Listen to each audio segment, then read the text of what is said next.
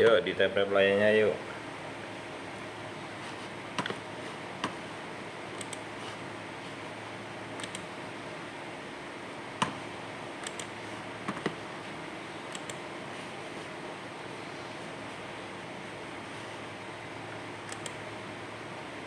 Wah, filter yuk ngerimen ya.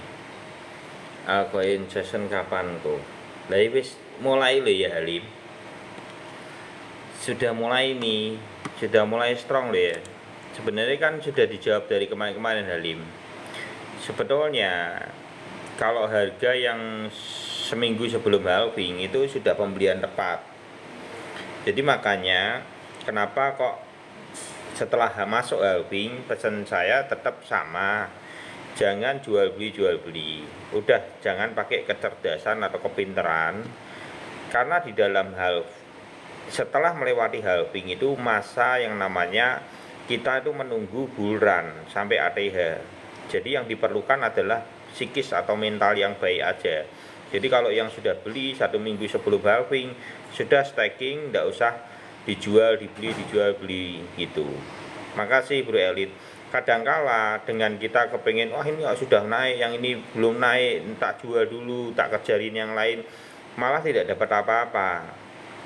Karena seingat saya ketika posisi dari halving ke bull run sampai ATH itu siksak itu maksudnya gini, random, dia random dalam kenaikan tuh random. Kayak kemarin kalau teman-teman perhatikan itu seperti FTM sama BTC strong, tapi yang lain cenderung diam. Tapi kalau teman-teman lihat dari ini, ada strong, ETH strong, jadi random. Nah disitulah kenapa kok pesan saya jangan jual beli, karena ketika mau kejar terus seperti itu kamu akan terjebak, malah sebenarnya tidak bisa menikmati momentum kenaikan yang jangka lumayan gitu loh. 28 ko. Oh gitu ya, mantap. Jadi sebetulnya kalau sudah itu ya santai aja, diamin aja. Kalau untuk BTC apakah koreksi? Menurut saya tidak. Menurut saya ini kalau sudah masuk zonanya halving dan dia sudah koreksi di 56 kemarin itu sudah bagus sekali menurut saya. Sudah oke sekali ya. Dan banyak orang berpikir bahwa BTC ini akan menyentuh MA25 pada time frame mingguannya, tapi ternyata tidak, karena secara riwayat BTC memang tidak ada riwayat harus menyentuh di MA25. Memang altcoin menyentuh di MA25, tapi BTC tidak menyentuh di MA25.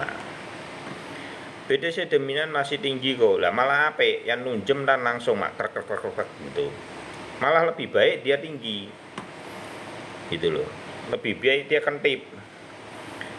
Kalau kentip doro, kalau kentip itu tengah makdel gitu enak, seger malahan gitu ya. Nah, ya. Jadi yang sudah beli koin-koin tidak usah galau, tidak usah bingung, udah tinggal bubuk manis, stacking itu aja. Karena kalau di dalam halving maupun pra bull run gitu ya, itu memang random naik semua, nanti naiknya tuh tidak bisa serentak gerak gitu, ndak gitu ya, nanti siksak di awal-awal seperti itu, ngacak gitu loh. Nah itu yang kita harus sadari dulu, bahwa hal seperti ini kalau mbok jual beli nanti kacau, malah psikismu yang kacau. Lebih baik didiemin, stacking, nikmati. Kemungkinan potensi altcoin sessionnya itu sampai bulan Juli pertengahan. Nanti setelah bulan Juni pertengahan, nanti baru ada sideways sekitar sampai bulan September akhir sampai Oktober. Lah nanti bull run yang sebetulnya itu adalah pada fase Oktober. Oktober itu strongnya. Dan ini sebenarnya kalau teman-teman lihat di video YouTube saya yang terakhir sebelum halving 2 bulan itu, setelah itu saya tidak live lagi, itu sudah dibahas semua. Sebenarnya waktu saya tidak live 2 bulan itu semua pandangan dalam melihat histori pada halving itu, sudut pandang saya itu sudah saya lab itu, materi lab itu pada yang 2 bulan sebelum halving itu sudah kita bahas sampai bulan Oktober. Kalau teman-teman perhatikan itu dengan detail, sebenarnya apa yang terjadi saat ini, makanya saya tidak kaget terjadinya crash, itu sudah tidak kaget. Dan kondisi market ketika halving itu yang paling perlu diperhatikan adalah psikis atau mental kita, karena trauma-trauma sebelum pra-halving itu membawa dampak yang cukup besar buat para investor, karena cara berpikirnya gini, jangan-jangan ini di crash lagi, jangan-jangan di crash. Jadi seperti orang yang trauma, tahu kan? Nah, itu yang akan membuat orang itu susah untuk mendapatkan momentum pesta di dalam halving atau menuju bulannya. Kenapa sih orang gagal untuk bisa menikmati fase bulan ini? Ya karena sudah rontok mentalnya. Makanya posisi halving itu, kalau teman-teman masih ingat 3 bulan sebelum halving itu selalu saya bahas dengan cara yang sama, yaitu adalah yang kamu perlukan di dalam halving itu adalah mental yang kuat. Karena itu yang dibutuhkan, bukan cuma dana. Kamu punya uang tidak berani beli, ya buat apa? Ya kan? Kamu punya uang tapi masih melihat bahwa jangan-jangan itu tidak akan pernah bisa menikmati yang namanya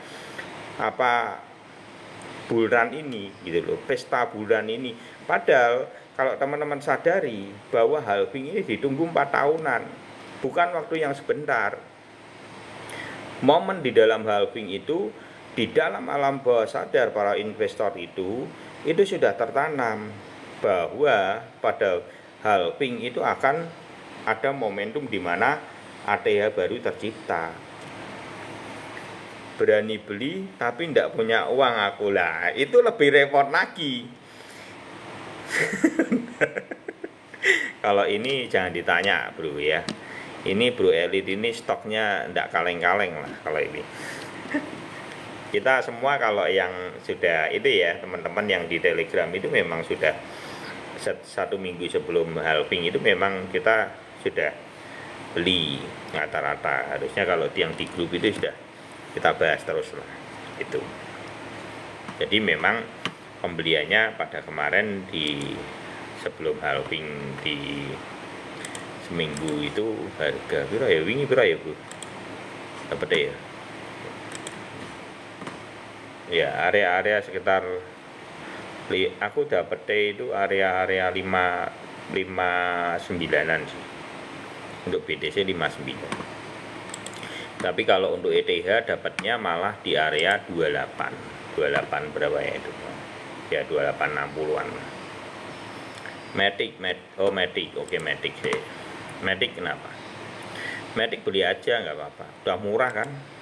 Kemarin udah diskonan 0,6465 ya. Harusnya 0,6465 itu udah diskon khusus itu Matic. Kalau bisa sampai segitu itu sebenarnya ya 0,64 lah. Kemarin itu sebenarnya diskonan mantap.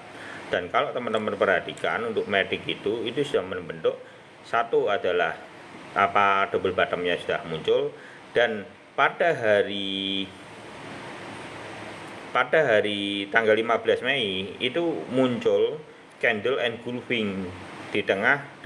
Jadi gini, ini kan beberapa kali dia tembak di 0,64 tetap ditendang ke atas, 0,62 tendang ke atas. Jadi area 0,6 ini area krusial untuk Matic ya. Jadi seolah-olah seperti tidak mau turun dari itu, dan harusnya sudah bagus. Jadi harusnya Matic ini layak untuk dicicil sudah dari kemarin sebenarnya 0,64, dan targetnya untuk Matic semua. Jadi kalau saya secara pribadi, sudut pandang saya melihat momentum untuk altcoin yang fundamentalnya bagus seperti Matic, seperti SRP, seperti ADA, seperti AVAX, Sol. Nah teman-teman cari aja pada ATH 2021 itu di bawahnya itu ada spotnya. Antara spotnya itu kalau contoh kayak Matic ya, Matic itu potensi yang akan terjadi kemungkinan dia akan menguji di 1,8. Ini sampai bulan Juli ya, Juli pertengahan ya. Sini sampai bulan Juli pertengahan. Karena time frame yang kita mainkan adalah time frame 1 hari, jadi kita jangka panjang ya. Jadi itu yang potensinya adalah 1,8 sampai 2,9. Itu yang akan dituju untuk sampai bulan Juli ini untuk Matic. Gitu ya.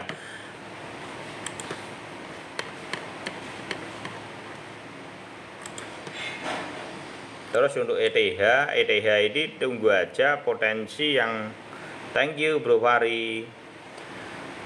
Mungkin dia akan menuju ATH-nya ya. Harusnya kalau saya secara pribadi melihat untuk ETH itu akan menguji di area 4,9 4.900 ya, 4.800-an itu akan diuji harusnya ke situ untuk bulan Juli pertengahan sampean.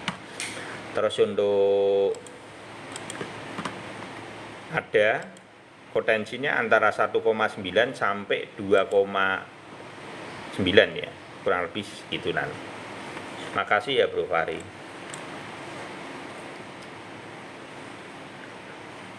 Ada itu potensinya mungkin ya 16 lah, 16 sampai 3,2. Kenapa ke situ arahnya? Jadi gini, ini saya tidak bisa pakai live YouTube ya, karena handphonenya satu tok. Karena momen awal, kalau menurut saya secara pribadi, ini akan ada maraton untuk fase pertama. Itu potensi yang akan teruji adalah ADA di masa lalu. Terus baru adanya koreksi atau bernapas secara stabil ya. Mungkin sampai bulan dari Juli pertengahan sampai Oktober awal. Nah, nanti Oktober awal itu biasanya Oktober awal atau Oktober pertengahan itu baru mantul atau break kembali. Jadi ada koreksi itu biasa. Ke depan kalau posisinya nanti di bulan Juli itu sudah ATH disentuh, potensinya tetap akan menguji ATH dulu, biasanya akan ada kendunya sedikit atau koreksinya sedikit, itu untuk membentuk momen pantulan, biasanya seperti itu. Kalau saya secara pribadi memang bulan Juli pertengahan saya akan take profit margin 30% dari portofolio saya, karena itu adalah fase pertama di dalam altcoin session.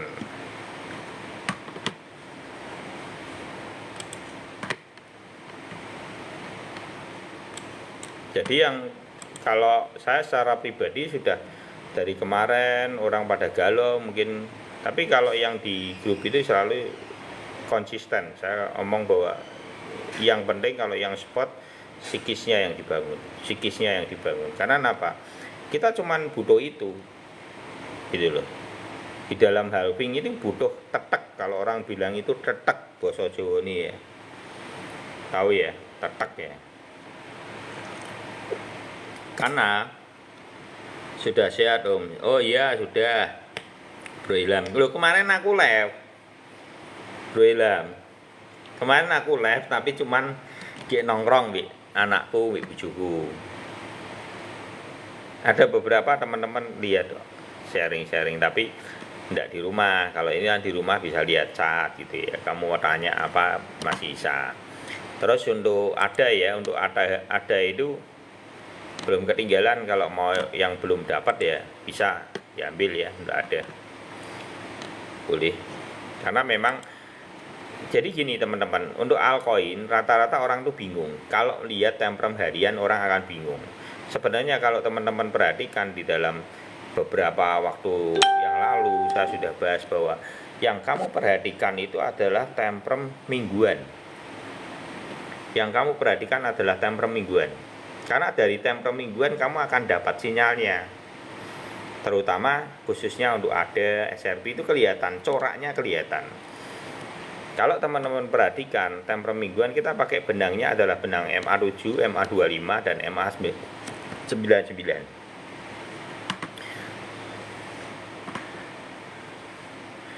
Mungkin untuk ada ini, kalau untuk take profit margin bisa di area nanti kalau sudah menyentuh area sekitar 2,3 sampai 3,2. Itu kemungkinan potensi yang akan terjadi pada bulan Juli ya.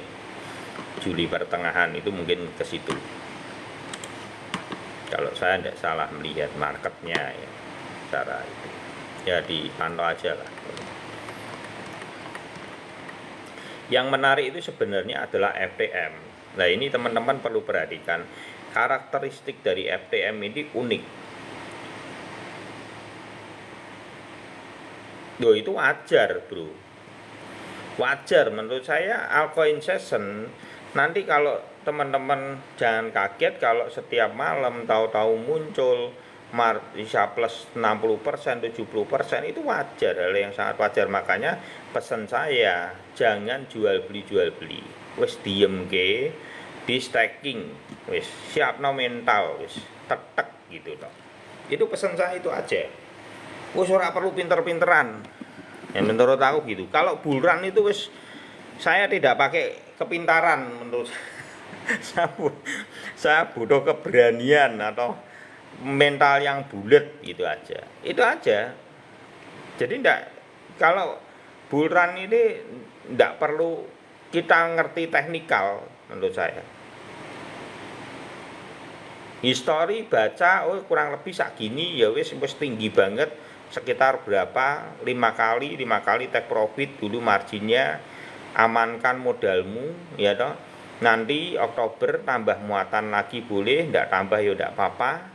Begitu nanti Desember sampai April itu cicil jual terus secara bertahap 10%, 10%, 10%. Finalnya nanti April 2025. Nah, April 2025 itu produk kita akan ada berapa? Kalau saya secara pribadi itu memang bukan seorang holder sejati ya. Maksudnya seorang holder sejati gimana? Buat saya ini tetap kripto ini ya bagus, tapi kalau sudah ada ya saya lepas. Paling sisa 5% tidak ada masalah, 5% aja. Jadi buat saya itu tidak melihat ini sebagai apa ya?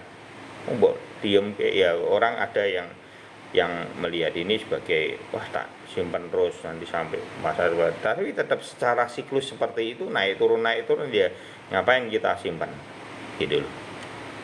Ya kalau sudah naik mentok ya sudah selesai gitu aja.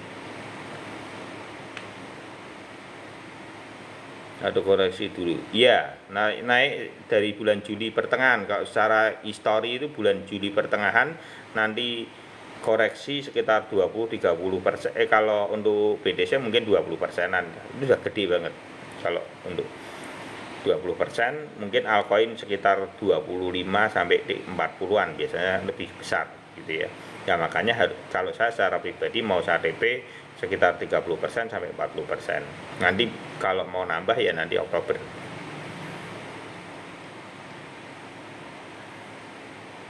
Kalau untuk SRP pandangannya gimana? SRP simpan terus, beli terus nggak apa-apa, bro Fahri ya. Kalau saya secara pribadi saya naikkan menjadi 20% untuk kuota portofolio untuk SRP boleh ya. Kalau saya secara pribadi seperti itu, karena menurut saya SRP itu tetap menjadi produk yang sangat unik. Karena apa? Teman-teman harus perhatikan, di tengah kondisi bantaian berita sidang bertubi-tubi seperti itu, ini holder itu tidak mau melepas. Teman-teman harus perhatikan harganya itu, kestabilan dari harganya itu memperlihatkan kesulitan di dalam komunitas ini. Ini yang paling penting, yang teman-teman itu tidak bisa serta-merta terbangun hanya gara-gara satu orang ngepam, satu orang ngedrop, tidak seperti itu. Berarti ada komunitas yang memiliki kekuatan. SRP ini adalah kekuatannya itu project dan komunitasnya. Dua kombinasi yang penting ini yang perlu teman-teman perhatikan. Ya. Jadi seperti itu ya. Kalau untuk SRP menurut saya secara pribadi bisa malah memiliki prospek yang cukup besar, kalau biasanya saya memberikan porsi untuk altcoin itu adalah 10%, khusus untuk SRP saya memberikan porsi 20%. Jadi itu membuktikan bahwa saya secara pribadi, walaupun kembali lagi dia respect atau percaya kepada SRP. Di tengah pressure yang terjadi sidang berturut-turut, saya melihat bahwa suatu saat akan seperti macan yang bangun gitu loh. Macan tidur yang bangun gitu lah. Kapan bangunnya gitu. Dan di situ aja, tinggal nunggu waktu. Yang sebetulnya yang sedang murah saat ini dengan mau breakout, kalau teman-teman lihat di time per mingguan itu AP ya. Coba teman-teman lihat ini ya, produk yang sudah parah, tapi posisi time per mingguannya itu berpotensi, kalau saya tidak salah melihat tadi, AP. Ini AP ini, produk ini pernah crash di 98% kalau saya tidak salah melihat. Nah, produk-produk yang sudah crash, yang sudah bertahan di bawah 2 tahun. Nah, itu berarti kenapa kok saya ini mencari produk yang seperti ini? Saya pertama kali akan mencari produk itu memang minusnya yang 90%, karena gini, 94-98% ya. Dan itu yang sudah di bawah, posisinya levelnya itu sudah lebih dari setahun lebih. Berarti itu retailnya itu ketika sudah ke pump, pada saat dia FOMO dan crash itu sangkut, itu sudah buyar.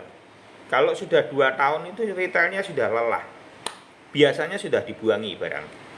Nah, itu yang makan siapa?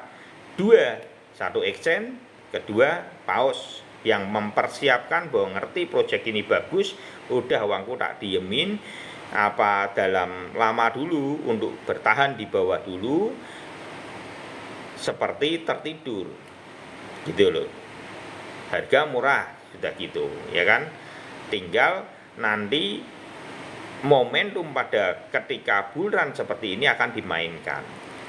Itu yang saya lihat, bahwa kalau teman-teman tanya apa sih koin-koin yang baru atau yang sudah crash itu yang dipilih yang apa? Kalau saya secara pribadi, daripada saya memilih koin yang baru listing di Binance dan crash, sama koin yang sudah crash sudah 2 tahun tapi proyeknya bagus juga, saya memilih yang sudah 2 tahun. Karena apa? Mindset saya simple. Yang baru listing itu masih dipegang retail, dan retail masih memiliki harapan bahwa bulan ini akan breakout. Berarti karena FOMO kemarin sudah kejual cukup besar, berarti yang sangkut itu retail. Nah, retail yang mempertahankan koin-koin itu karena dengan harapan akan bulan akan breakout itu, tapi kenyataannya bisa berpotensi tidak terjadinya breakout. Dikarenakan apa? Retailnya masih optimis semua. Berbeda dengan koin yang sudah 1-2 tahun, dia itu di bawah sudah dimakan paus semua. Itu beda gitu loh. Ini ilmu dagangnya itu di situ yang saya lihat gitu. Jadi kenapa kalau ditanyai soal produk-produk yang listing baru, apakah saya doyan makan? Tidak jawabannya. Ya, jawabannya tidak. Kalaupun ada paling tak buat iseng aja, $10 wis pomen tak apa-apa. Gue ico-ico, kalau orang bilang itu ico-ico gitu ya.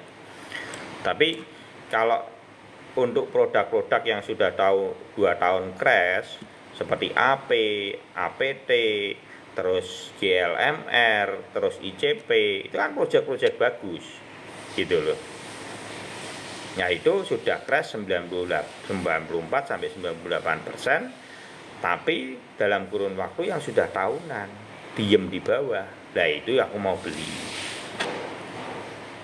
Om Protofio nyangkut ndak? Yo ndak tau, aku tukune paling nisor ngono. Saya kan beli ini, saya tuh ndak beli koin ketika ketika semua orang bilang sudah bulan, semuanya sudah berubah. Saya ndak beli koin. Konsisten saya ndak beli koin. Saya beli koinnya malah 1 minggu sebelum halving. Yang orang sudah pada takut, saya malah beli. Ketika orang itu pada alah iki bisa turun lagi, satu saya beli. Malahan kemarin itu malah ketika orang panik sell saya beli. Jadi saya itu membeli ya momen-momen seperti itu, kebalikan dari retail. Makanya kadang keilmuan saya ini ketika FOMO, orang saya bicara soal tidak, saya tidak mau beli, orang tidak bakal bisa menerima itu. Karena ilmu saya itu berbeda. Saya tidak beli pada fase FOMO gitu loh. Memang karakteristik saya dalam membeli produk tidak seperti itu.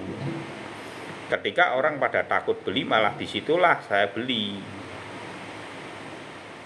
Ketika orang itu jual secara hiper, takut, mencekam, lah disitulah saya beli malah. Dan ini tidak disukai retail, karena retail itu suka euforia, pesta pora, seolah-olah ada harapan, mimpi besar gitu. Iya, kalau beli sebelum halving 2 minggu sebelum halving sudah pas 2 bulan sebelum halving sangkut mesti. Dan itu sebetulnya teman-teman saya sudah bahas di dalam lab saya sebelum halving 2 bulan. Setelah itu kan saya off 1,5 bulan karena memang buat saya percuma, karena pasti banyak yang masih orang belum bisa mengerti apa yang saya katakan. Karena apa? Orang berpikir semua statement saya itu salah, bahwa FOMO ini ya berarti sudah buran, menabrak dari semuanya. Tapi kenyataannya kan tidak, karena histori itu tidak bisa kita pungkiri. Sejarah itu sangat penting untuk kita bisa melihat sebuah momen gitu.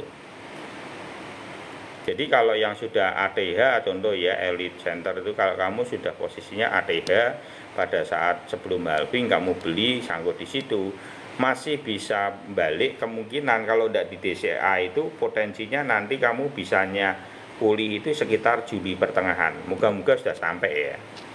Tapi kalaupun belum sampai, kalau untuk yang listing baru saya tidak yakin untuk, karena belum tahu reaksi marketnya seperti apa.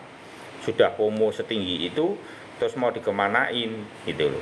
Apakah bisa ngepam lagi? Lah pertanyaannya gini, contoh ini ya, untuk micin seperti PP, Bong, sama Floki, Meme, Satu Satoshi, Bumi, itu kan terpecah. Mungkin enggak FOMO ini serentak dengan koin micin dengan memecah semua? Kalau seingat saya, orang kan bermimpi bahwa semua ini bisa seperti Shiba pada masa lalu. Jangan salah, pada saat itu Shiba itu terbang sendiri.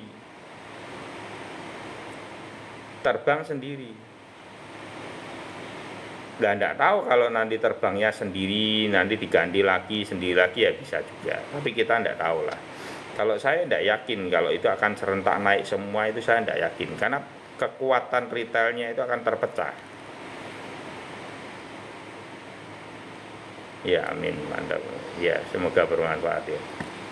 Jadi akan terpecah. Kalau sekarang jangan lupa saja ya, kalau yang pengen beli abon itu ya teman-teman, itu mumpung masih diskon 20% ya. Abon ayam enak, dijamin enak, jos gandos. Tumben tengah malam bang. Loh, memang sebenarnya aku kalau live itu jam-jam segini memang. Sebenarnya kalau live itu memang jam-jam segini. Seringnya jam 10, jam 11, malah lebih slow. Karena kalau enggak, anak-anak tuh masih banyak, rame. Itu ya. Jadi teman-teman, yang paling penting disiapkan di dalam halving itu adalah psikis. Siapin psikisnya. Kalau yang sudah beli, Om, kalau sangkut gimana? Nah, ini kalau sangkut kamu stacking, nggak usah bingung. Menurut saya kalau Desember aja kejemput semua. Itu yang mau yang ATH kemarin sebelum halving ya. Tapi gini, yang saya ragu itu adalah koin-koin micin ya. Micin baru itu aku ragu. Ragunya gini, bisa nggak sampai ATH-nya kembali lagi? Nah, itu yang perlu dipertanyakan.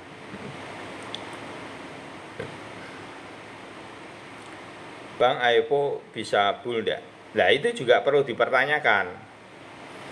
Kalau saya secara pribadi, AEVO, cara ngitungnya AEVO itu kalau yang di Telegram itu sudah mesti dapat info langsung. Ada yang tanya gitu, mesti dapat info langsung. Jadi kalau produk AEVO ini kan baru ya, cara hitungnya adalah minus 94% sampai 98%. Tapi kalau saya disuruh beli, saya tidak akan beli AEVO. Karena apa? Ini koin satu listing baru di Binance. Jadi gini teman-teman, saya perlu jelasin dulu ya. Teman-teman kalau untuk koin micin, beli jangan di Binance ketika listing. Belimu itu karena kalau di Binance itu sudah puncaknya. Jadi orang itu bilang tuh gongnya itu di situ. Mimpinya semua koin micin adalah di Binance. Itu yang perlu teman-teman perhatikan dulu. Om, BTC naik, ya naik. Apa? Jadi mimpinya semua koin micin itu adalah bisa listing di Binance karena akan ada ledakan market, FOMO yang cukup besar, lipatan yang cukup besar. Itu yang teman-teman perlu ngerti dulu. Jadi kalau koin micin kamu jangan belinya ketika listing di Binance, sebelum jauh-jauh hari, setahun atau mungkin sudah ada info dulu tahun depan. Nah, itu belimu ketika ada perencanaan seperti itu. Kadang bisa masuk ke listing, kadang bisa tidak. Seperti Floki pada zaman dulu murah banget, orang tidak mau beli. Ketika di Bitmart, ketika di CoinGecko, orang tidak beli. Tapi kalau yang sudah beli di situ, saya kira uangnya jadi lipat pasti. Saya hold TKO potensi bisa bulan ya menurut Om. Kalau TKO tetap mengikuti karena gini, kalau kayak koin-koin seperti exchange seperti itu hampir rataan mereka tetap di maintain. Ketika nanti breakout ya sudah pasti hampir rataan mereka juga memainkan momen itu. Karena kan exchange. Ya. TKO itu kan koin exchange ya. Walaupun koin itu terkena koin sampah gitu ya. Kenapa koin sampah ya? Ya semua sampah dikumpulin jadi TKO. Gitu ya. Tetap naik karena apalagi belakangnya BNB Binance kan. Ya, jadi kekuatannya sampai TKO itu kekuatannya ya tetap itu. Dia karena bisa konversi itu. Ya. Itu kalau dia naik, dikonversinya dibuka terus, kamu sampai itu tetap sama dia dibuka terus, sama aja kan dia jual barang tapi dinaikin. Jadi koin konversi ini kelihatannya sepele teman-teman, tapi itu bisa mendongkrak kenaikan yang sangat signifikan. Contoh ya, orang sisa-sisa semua koin yang itu ya, micin-micinnya dikrek konversi TKO semua, naik nanti krek lagi, naik krek lagi lah, seperti itu kan. Itu dia naikin harga, sangat mudah menaiknya. Jadi potensinya untuk naik itu ada dua, satu adalah FOMO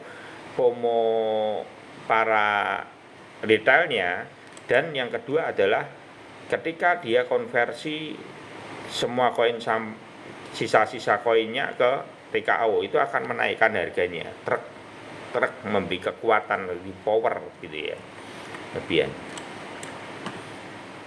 Ini yang sebenarnya teman-teman ini ya, momen ini lihat AP di temper mingguan, nanti kamu akan ngerti itu. Tuh momen produk sudah parah, menurut saya bagus. sudah parah. Terus APT ini sudah parah, di bawah juga di 8 dolar. Dulu pada waktu ATH itu di 99 dolar. Sekarang tinggal 8,6. Nah, beli produk yang gitu untuk bulan. Dan dia sudah dekem di bawah. Dekem tahu enggak dekem? Dia itu di bawah, bermain di bawah, harga bawah. Berarti itu sudah retail itu sudah jenuh, dibuangi. Yang makan itu tinggal exchange maupun pause. Nah, kalau seperti itu biasanya ketika bull run nanti itu diterbangin, dimainkan oleh bandar. Tapi kalau yang listing baru potensinya masih sulit, ditebak sulit. Makanya saya kalau ditanyai tentang koin-koin baru yang listing di Binance sudah FOMO gimana, saya tidak berani memberikan masukan yang lebih karena resikonya ada. Malah saya secara pribadi tidak melirik. Kalau orang bilang pada wah lah yang lama itu malah tidak bisa itu, ya keliru. Yang lama itu sudah terbukti, proyeknya ada jelas, momentumnya ada, fundamentalnya jelas. Di dalam riwayatnya perjalanan ke perjalanan dari halving melewati badai, dia bisa bangkit lagi. Lah itu berarti memberikan sebuah kenyamanan kepada investornya bahwa produk itu memiliki kekuatan, itu yang namanya fundamental di dalam proyek. Ya. Contoh seperti ada, maupun ketika posisi dulu bisa sampai di 3 dolar, sekarang kok pernah drop di 0,2 dolar, tapi kok bisa breakout kembali kemarin ke 0,8, itu menunjukkan bahwa jadi gini, kalau secara harga kita melihatnya bahwa momen itu dia bisa ada gelombang untuk tarikan ke atas. Jadi itu ada kehidupan gitu loh. Ya. Nah itu malah sehat.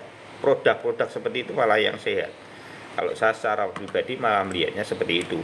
Jadi kalau saya memang secara pemilihan koin memang monoton, paling lebih cenderung seperti koin-koin yang saya pilih itu ya ada SLP, FTM, Matic itu jarang sebetulnya saya lebih senang FTM daripada Matic ya.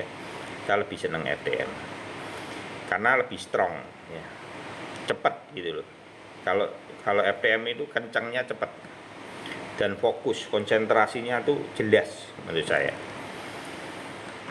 Terus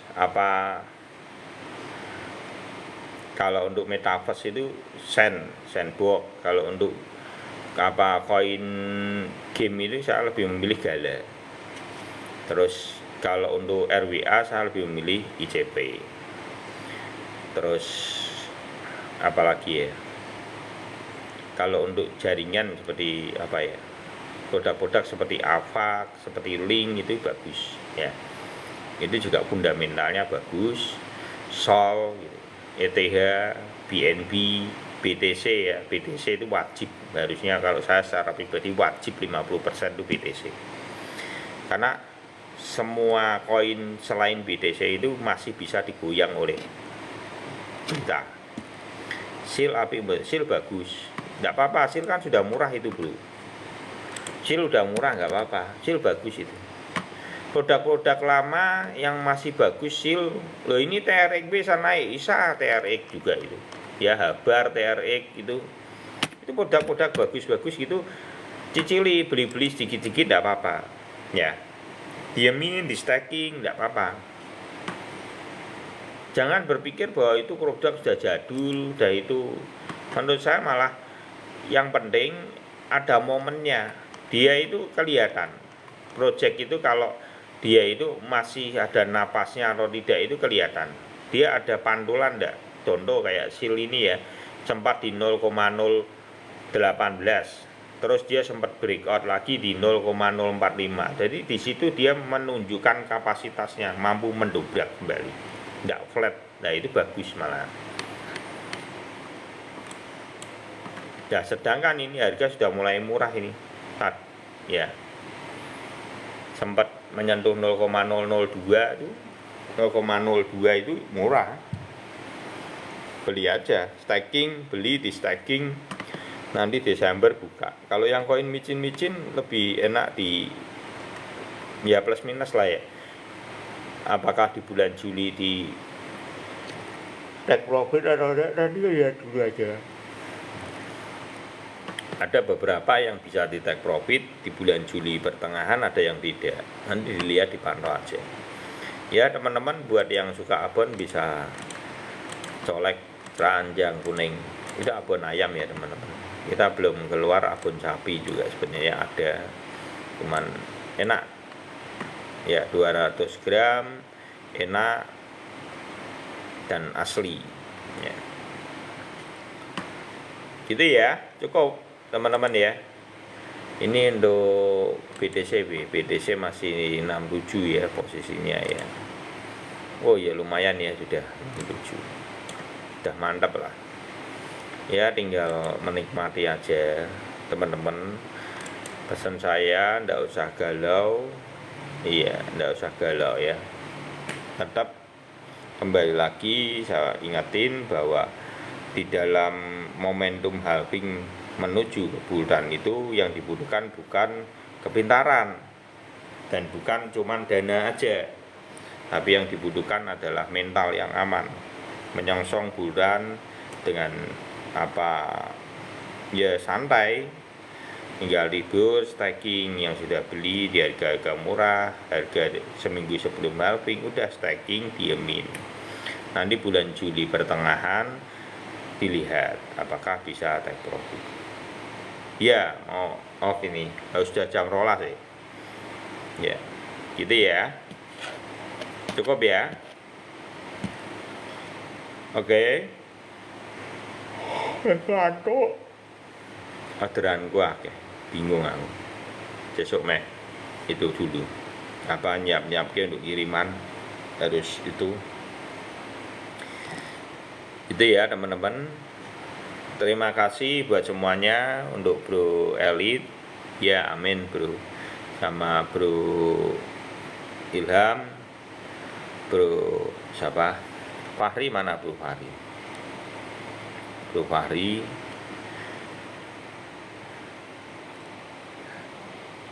Oke, semuanya terima kasih. Indonesia suka ilmu, take profit selalu, kembali lagi tetap pure. Ya Bro Fahri, makasih semuanya. God bless you all. Ya makasih Bro Ahmad.